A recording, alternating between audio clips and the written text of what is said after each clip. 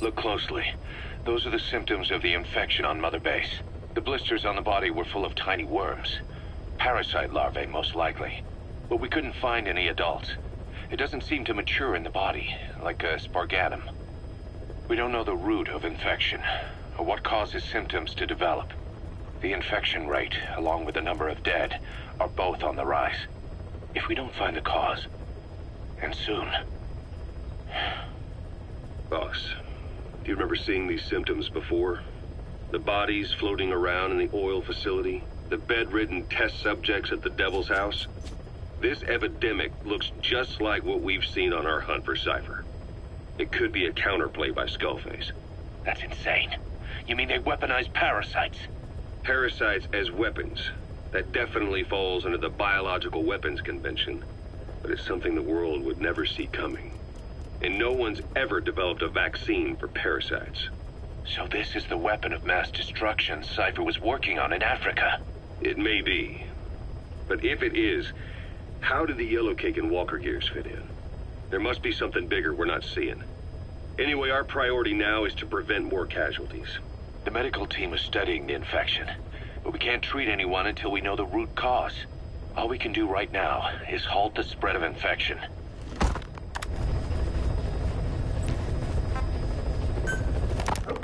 Remember before, boss? When Quiet attacked one of our guys on Mother Base, stuck a knife in his mouth. He's one of the very few soldiers who've had contact with her recently. Close contact.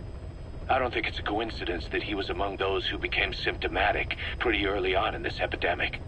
Saliva and blood spatter, an open wound, mucosal infection. Whatever is causing this got inside him then. Miller, that is a baseless accusation. The source of the infection is Quiet. Everyone suspects her. We don't know that. And we've come across these symptoms before. The bodies in the water at the oil-filled facility, those sick people in the beds at the Devil's House. They're identical to what we've seen while we've been after Cypher. The infection could have come from elsewhere. But at the very least, she does know something. It's not like she's gonna talk. No, not through words anyway. But what about her actions? Quiet held a knife to that soldier back then, before he became symptomatic. There must have been a reason for that. A reason for shoving a knife down the throat of one of our men. What if she's capable of identifying who's infected? What if she was trying to stop the infection but couldn't communicate that to us? The answer to that, the source of the infection, might be in the mouths of the infected. You think there's some kind of clue in their mouths? I don't know. But maybe there's something about the mouths of those who've become symptomatic, something in common. Something their mouths have in common. Forget it. We can't trust her. Even if she can spot the infected, I don't want her help. I understand how you feel. But this is something to go on. Can't you see it's just like I said? Bringing her here was a big mistake. Quiet is gonna be the end of us. Stand down. You've got zero proof. Try to keep an open mind on this, boss. Rest of his unit in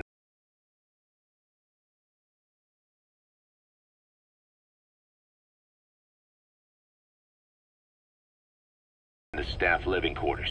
How's that going? It's a disaster, but what else can we do?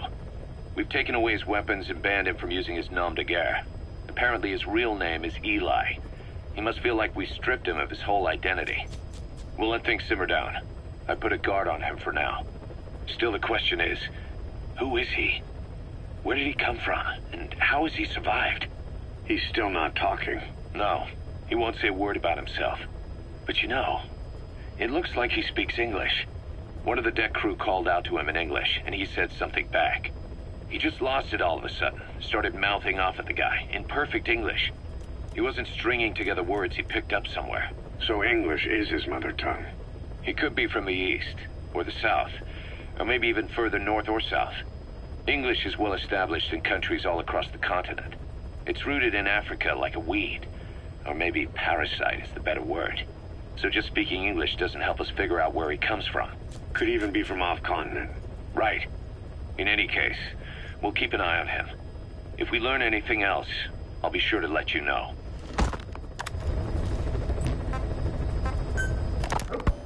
whole base is busy getting ready for Peace Day. Miller has finished writing his song, so I went with Professor Galvez to listen to it. Miller was really into it, humming away as he played the song on his acoustic guitar. But the song melody did not match up with the guitar chords at all, and it sounded more like a mess than music. Miller's very enthusiastic, but I think he's tone deaf. I guess the guitar backing sounded good at least. But as I was wondering how to break it to Miller, Professor Galvez took out an odd instrument. It was just two antennas sticking out of a box, more like a radio than a musical instrument. He said it was invented by the Soviets, but why would Professor Galvez own a Soviet-Russian instrument? I asked him, and he told me music has no borders. Well, I cannot argue with that. Good music is something people of any nation can appreciate. Why not abandon war and just make music together? But anyway, the professor offered to try playing the melody on his instrument in time with Miller's guitar.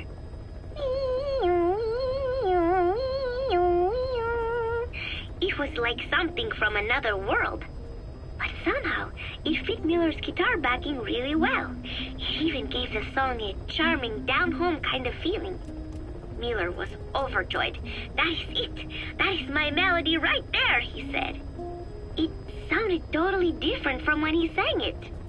But hearing the professor's version, I thought I could probably sing it. Then Miller hit me with the next bombshell. "Buzz, you write the lyrics." I did not know whether to scream or to run out of the room. There was only 1 week left until Peace Day.